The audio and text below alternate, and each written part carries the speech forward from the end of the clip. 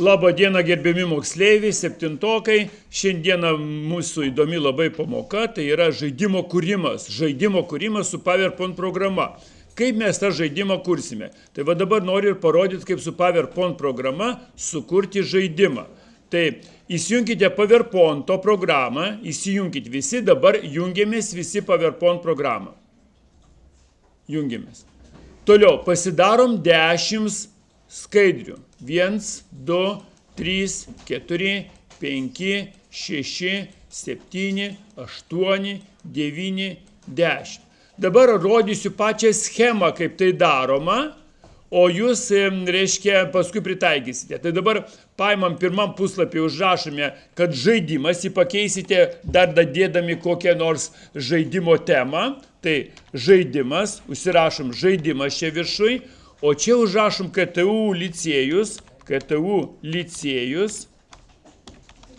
7, jūs klasė, raidė rašot, aš Z klasė, vardenis, pavardenis.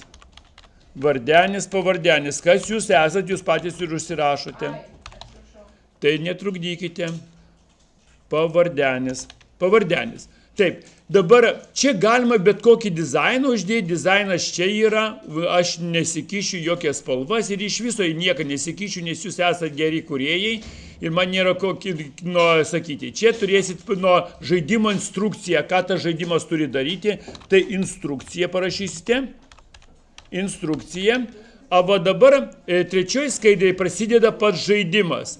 Žaidimo lapą padalinkite į dvi dalis. Dvi dalis varodo, kaip padaryti, nueinat į maketas, makete yra lyginimas arba 2 turiniai. Tai galima 2 turiniai pasiimti, į čia parašysite klausimą kažkokį, čia įdėsit paveiksliuką, aš gal jeigu rasiu kažkokį paveiksliuką, nerandu paveiksliuko, tai, sakykime, internete galim susirasti paveiksliuką, sakykime, mano paveiksliukas gali būti, sakykime, gerai, tegul būna, ne, aš norėčiau iš kompiuterio dalių. Kompiuteris.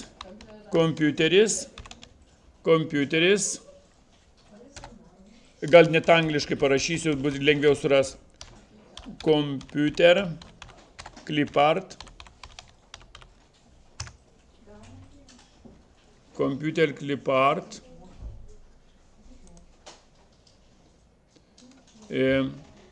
Kopijuot paveikslėlį, mes įdedam pas save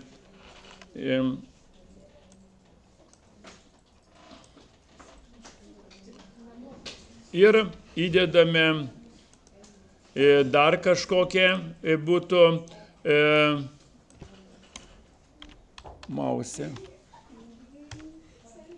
clipart,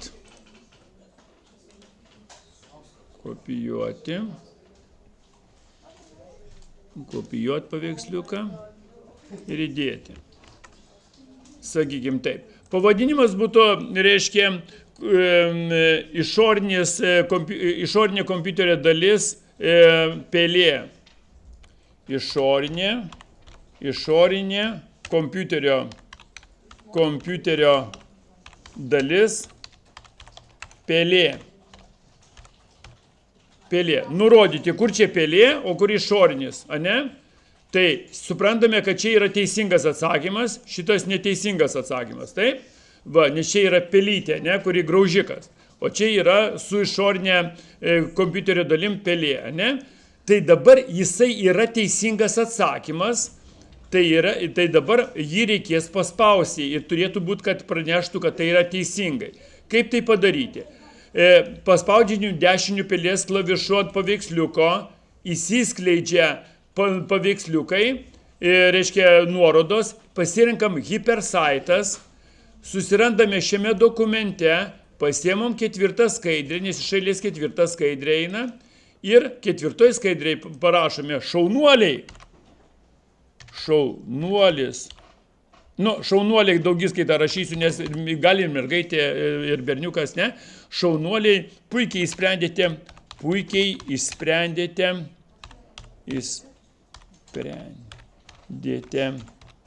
užduotį. Dabar reiškia, vėl suskaldome šitą į dvi dalis. Ir čia galim kažkokį įdėti pasveikinimą. Pasveikinimas dažniausiai būna medalis, ne? Kaip angliškai medalis? Medal, taip. Pirma vietos medalis. Pirmos vietos. Ne, gal duosim paprastą medalį tokį, vat. Va, tokį, sakykime, ne? Va. Kopijuoti. Paveikslėlį. Įdėti, čia įmesti, įkelti medalį. Šaunuolis. Reiškia, ir sveikinam. Sveikinu, jūs galite toliau žaisti. Paspauskite mygtuką.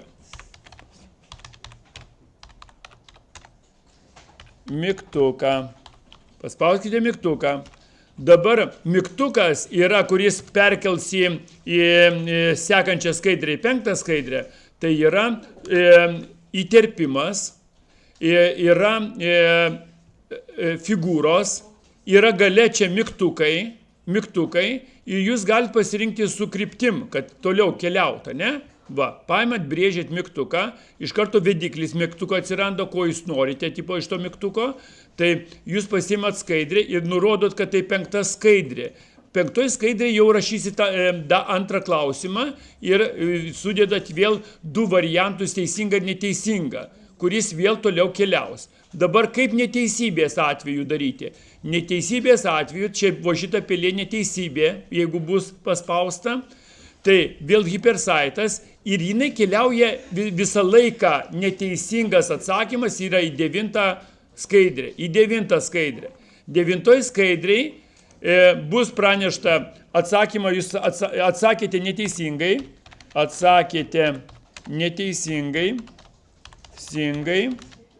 neteisingai, suskaldome šitą į 2 dalis nuo puslapį, čia įdedame kažkokį, ne medalį, tikrai ne medalį, reiškia, tai įdedame, sakykime, kas nemalonu yra. Kas? Liūdnas veidas, angliškai.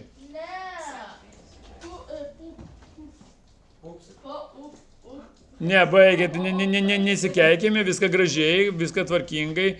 Tai ne, kažką tai tokio gražaus, kad daug kas matytų, įsidėsite, ką žinau, kur pasinaudoti. Tai, sakykime, reiškia, gal be medalio padarykim virvutę, gerai? Virvutė. Kaip virvutė bus arba šniuriukas angliškai?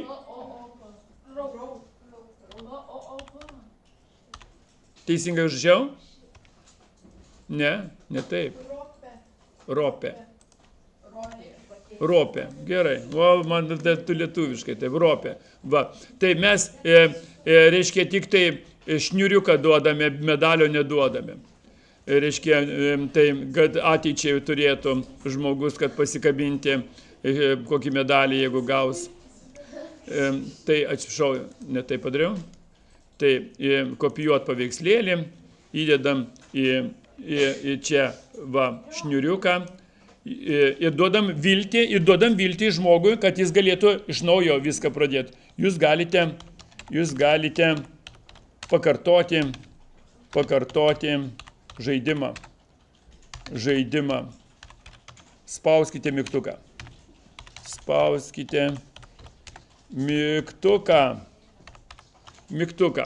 Taip, dabar, reiškia, mygtukas vėl jūs jau matėte, kaip aš įdedu. Mygtuką pasiėmė iš figūrų, pasiėmame kažkokį kitą mygtuką, kuris nebuvo, į namelį. Tai namelis simbolizuoja, kad gali grįžti į pirmąjį naują.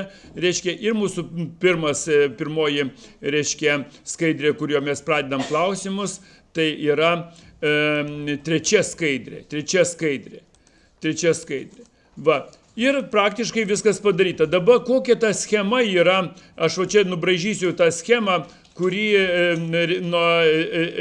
reikalinga padaryti teisingiems atsakymams. Tai iš 3 eina į 4 skaidrę. Ketvirtoji praneša, kad viskas yra gerai spręsta ir iš ketvirtos keliauja į penktą skaidrę. Penktoji skaidrė antras lygis. Jeigu tai yra teisingai, tai penktoji skaidrė keliauja į šeštą skaidrę, praneša, kad antras lygis įspręstas ir viskas teisingai, ir keliauja į septintą skaidrę, duodami trečią jau klausimą. Septintoji skaidrėje, reiškia, jeigu viskas teisingai, tai keliauja į aštuntą skaidrį, padėkoja, kad puikiai sužaista. Priešingų atveju, jeigu renkasi žmogus neteisingą atsakymą, visą laiką keliauja į devintą skaidrę, iš kurios vėl sugrįžta į trečią skaidrę. Ar supratot schemą? Ačiū, jūs labai esat gabus ir labai protingi. Taigi, dėkoju jums, kad jūs pasižiūrėjote ir padarysite pagal save šitą visą, reiškia, darbelį.